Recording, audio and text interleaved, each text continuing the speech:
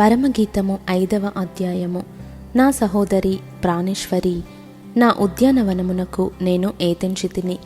నా జటామాంసిని నా గంధవర్గములను కూర్చుకొనుచున్నాను. తేనెయు తేనె పట్టును భుజించుచున్నాను. క్షీర సహిత ద్రాక్షారసము పానము చేయుచున్నాను. నా సఖులారా భుజించుడి, లెస్సగా పానము చేయుడి. స్నేహితులారా పానము చేయుడి. నేను నిద్రించి తినే గాని నా మనస్సు మేలుకొని ఉన్నది. నా సహోదరి, నా ప్రియురాలా, నా పావురమా, నిష్కలంకురాలా ఆలకింపుము. నా తల మంచుకు తడిసినది, నా వెండ్రుకలు రాత్రి కురియు చినుకులకు తడిసినవి. నాకు తలుపు తీయుమనుచు నా ప్రియుడు వాకిలి తట్టుచున్నాడు.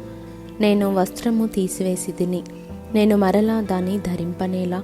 నా పాదములు కడుగుకొంటిని, నేను మరలా వాటిని మురికి చెయ్యనేలా. తలుపు సందులో నా ప్రియుడు చెయ్యి ఉంచగా నా అంతరంగము అతని ఎడల జాలిగొనెను. నా ప్రియునికి తలుపు తీయ లేచి తిని, నా చేతుల నుండి నా వ్రేళ్ల నుండి జటామాంసి గడియల మీద స్రవించెను. నా ప్రియునికి నేను తలుపు తీయునంతలో అతడు వెళ్ళిపోయెను. అతని మాట వినుటతోనే నా ప్రాణము సొమ్మసిల్లెను. నేనతని వెదకినను అతడు కనబడకపోయెను. నేను పిలిచినను అతడు పలుకలేదు. పట్టణములో తిరుగు కావలివారు నాకెదురుపడి నన్ను కొట్టి గాయపరిచిరి. ప్రాకారము మీది కావలివారు నా పై వస్త్రమును దొంగిలించిరి. యెరూషలేము కుమార్తెలారా, నా ప్రియుడు మీకు కనబడిన ఎడల ప్రేమాతిశయము చేత నీ ప్రియురాలు మూర్ఛిల్లెనని మీరతనికి తెలియజేయున్నట్లు నేను మీ చేత ప్రమాణము చేయించుకొందును.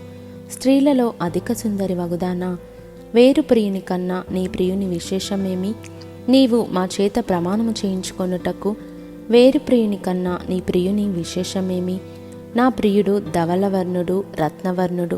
10,000 మంది పురుషులలో అతని గుర్తింపవచ్చును. అతని శిరస్సు అపరంజి వంటిది. అతని తల వెంట్రుకలు కాకపక్షముల వలె కృష్ణవర్ణములు, అవి నొక్కులు నొక్కులుగా కనబడుచున్నవి. అతని నేత్రములు నదీ తీరములందుండు గువ్వల వలె కనబడుచున్నవి. అవి పాలతో కడుగబడినట్టున్నవి. అవి చక్కగా దాచిన రత్నముల వలె ఉన్నవి. అతని చెక్కిళ్ళు పరిమళ పుష్పస్థానములు, సుగంధ వృక్షముల చేత శోభిల్లు ఉన్నత భూభాగములు.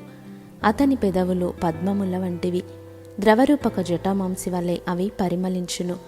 అతని కరములు తార్షీషు రత్నభూషితమైన స్వర్ణగోళము వలె ఉన్నవి.